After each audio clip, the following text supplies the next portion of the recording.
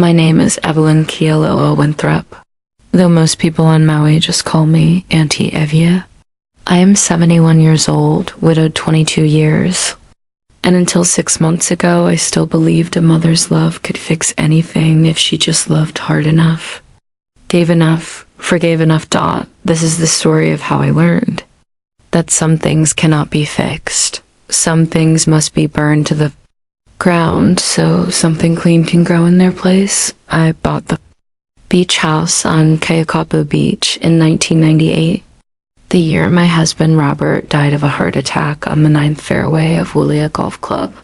I paid cash from the insurance money, because I never again did I want to owe any man, any bank, any mortgage company a single dime. It was a simple 1940s plantation-style house then, 3 bedrooms, wide lanai, outdoor shower under a plumeria tree, and 75 feet of the softest sand you've ever walked on.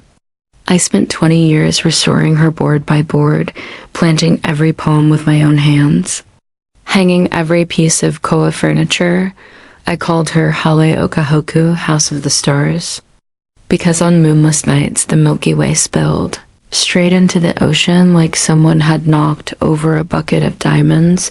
In 2021, my only child, Hunter, married Sophie. Sophie was 28, soft-spoken with the kind of fragile beauty that makes you want to stand between her and the wind. She was a pediatric ICU nurse from Oregon who still believed people were mostly good. Hunter was 35. Handsome the way hurricanes are handsome. Beautiful until you realize what they destroy. I wanted them to have roots. So on their wedding day, I handed them the keys to Hale Hoku and the pink slip that now read Hunter K. Winthrop and Sophie M. Winthrop, joint tenants with right of survivorship. Hunter cried, real tears, I thought, kissed my cheek, and promised, Mama, this will be our forever home. We'll raise your grandchildren here. You'll never be alone. I believed him. Mothers are stupid that way. For the first year, everything looked perfect on Instagram. Sunrise yoga on the lanai, Sophie planning plumeria cuttings, Hunter grilling mahi for neighbors. Then the posts slowed. Sophie's face disappeared from Hunter's feed. The captions got shorter. The photos got louder. Bottle service in Waikiki, private helicopters over Nampali Coast, Hunter on jet skis with girls whose names he never bothered to learn. I called. Sophie always answered, voice thin, we're fine, Aunty Evie. Just busy. Hunter never picked up anymore. In March of this year, the calls stopped being returned at all. I was in Portland closing the sale of my last commercial property when the feeling hit me. The same cold fist in the gut I felt the night Robert died. I booked the next flight to Kahului without telling a soul. I told myself I was being dramatic. I told myself I was bringing them the antique koa rocking chair I'd refinished for the baby they kept saying was coming soon. I lied to myself the way only mothers can. I landed at 9:17 p.m., rented a Jeep, ironic, I would think later, and drove the dark road to Kihei with the windows down, letting the trade winds slap me awake. The gate to the property was open. That was wrong. Hunter was obsessive about locking up. The outdoor lights were off.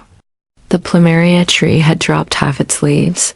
I used my spare key, I had never given that one up, and stepped inside. The house smelled like death, not metaphorically, literally. Sour milk, unwashed bodies, rotting food, and under it all the copper penny scent of fever. Dishes piled in the sink. Liquor bottles everywhere.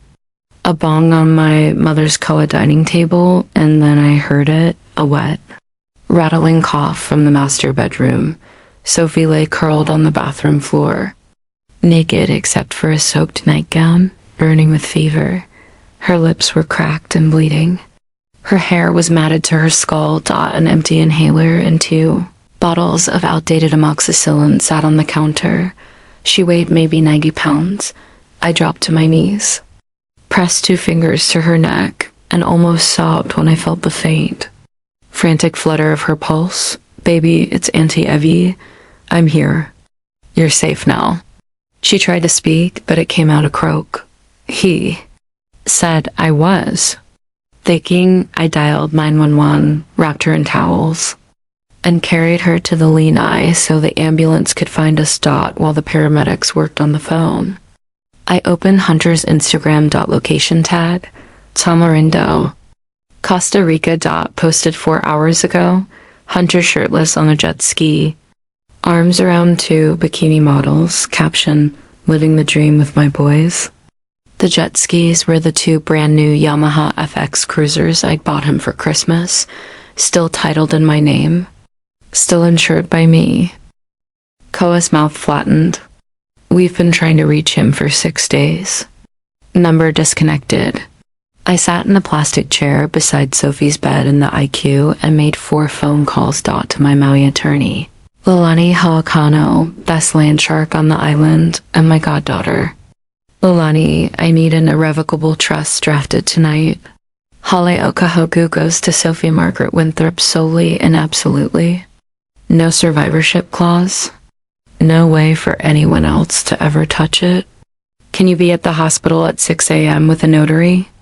She didn't ask why. She just said, "I'll bring coffee." To the Yamaha dealership in Kahului. Those 2 jet skis I bought my son in December. Report them stolen.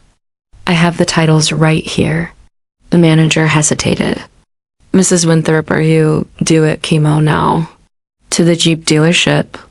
The white Rubicon I gifted Hunter last year. Stolen. I'm faxing the title. They didn't argue. To off-duty officers, Hawaii.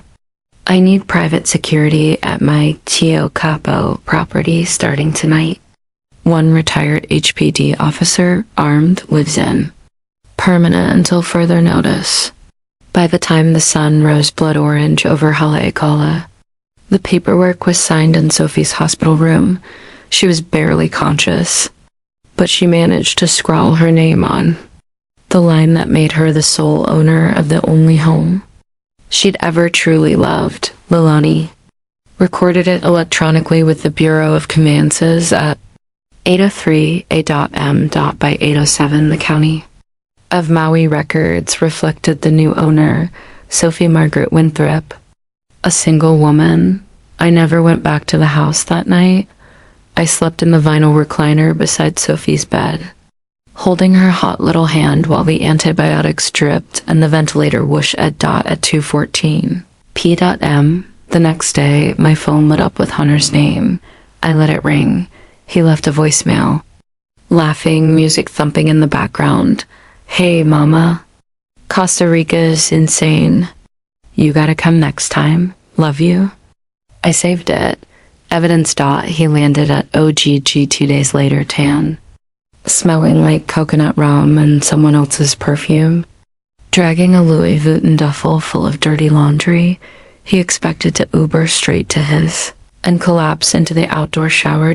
Instead, the Uber driver dropped him at the gate where a 6'5", 300-pound retired Honolulu cop named Kealoha sat in a beach chair reading the Maui news. Hunter tried his clicker. Nothing. He hopped out, grinning that golden boy grin. Brah, date's broken?" Kealoha folded the newspaper. "Date works fine, Mr. Winthrop. You just not on the list anymore." Hunter laughed like it was a joke until Kealoha stood up. Then the grin slipped. He ran to the front door. New Schlage deadbolts. New keypad. He banged on the door. "Sophie, babe. Open up."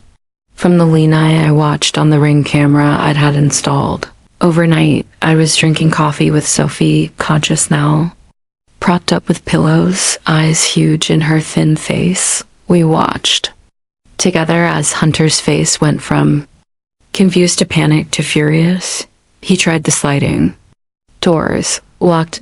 He actually picked up one of the river rocks from my border garden and looked like he might throw it. Kealoha cleared his throat. Hunter put the rock down. That's when he saw me through the glass. He dropped to his knees in the sand, right there in front of the plumeria tree we planted together the week they moved in. "Mama," he screamed, voice cracking. "Mama, please." "It's me."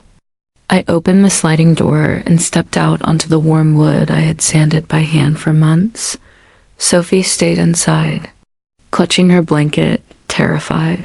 I walked to the edge of the lanai so he could see me clearly. He started crawling, actually crawling across the sand, tears and snot mixing with sunscreen. "Mama, I'm so sorry. I didn't know she was that sick. My phone died. I was in the jungle. Stop."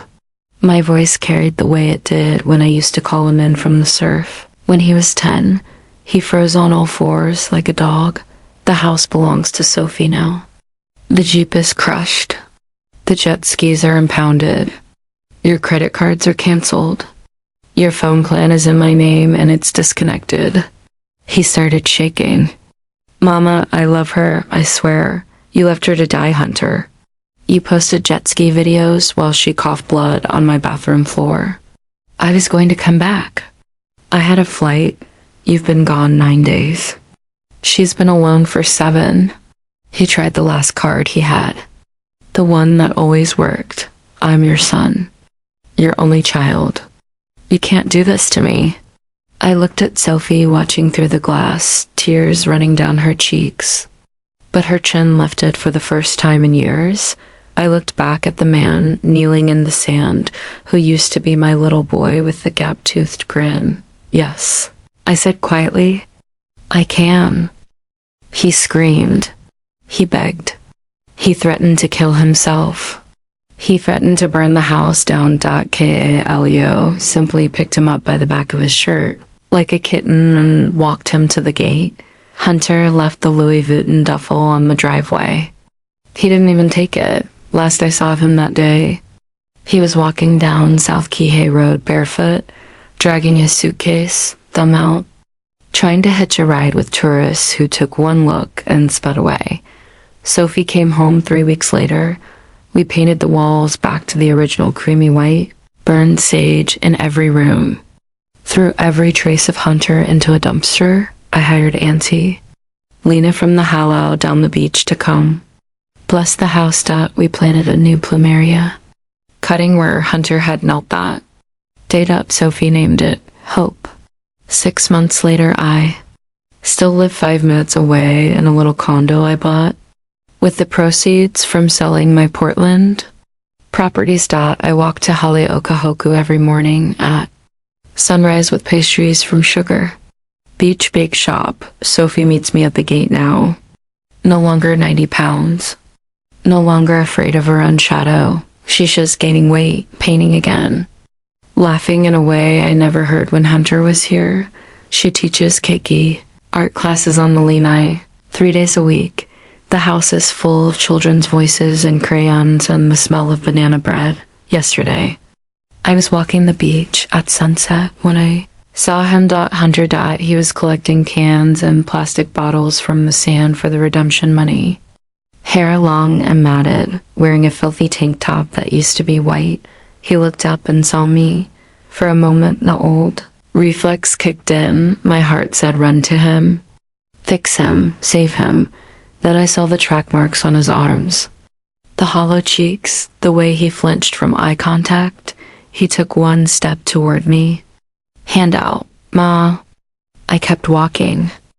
I did not slow down. I did not speak. I did not wave. Behind me, I heard him start to sob. The broken sound carried away by the trade wind. I kept my eyes on the horizon where the ocean meets the sky. And I kept walking toward the house that is no longer his. Toward the woman waiting on the lanai with 2 cups of coffee and a plate of cinnamon rolls. Sophie stood up when she saw me, smiling the smile of a woman who finally knows she is safe. "Morning, Mama Evie," she called. "Morning." "Baby," I answered, and I meant it with every cell of my body. Some bonds are made of blood. Some bonds are forged in fire. The second kind are stronger. The plumeria we planted the day we kicked him out is blooming now. white flowers with yellow. Hearts. Sophie waters it every day. Some nights we sit on the lanai and watch the stars spill into the sea. And we do not speak his name anymore. We don't have to. The house is healed. We're healed. And the stars keep watch. Just like they always have. That's the whole story. My friends, if you're ever driving South Kihei, road at sunrise, and you see two women laughing on a lanai under a plumeria tree, wave. We'll wave back. And if a barefoot man with empty eyes asks you for $1, keep driving. Some lessons only the ocean is big enough to teach. Mahalo for listening. Drop your city in the comments so I know how far this story traveled, and if it touched you, maybe buy Sophie a coffee on her Venmo at Sophie Paints Maui. She's saving for art supplies for the keiki. We're good. Now, we're more than good. We're free. Aloha.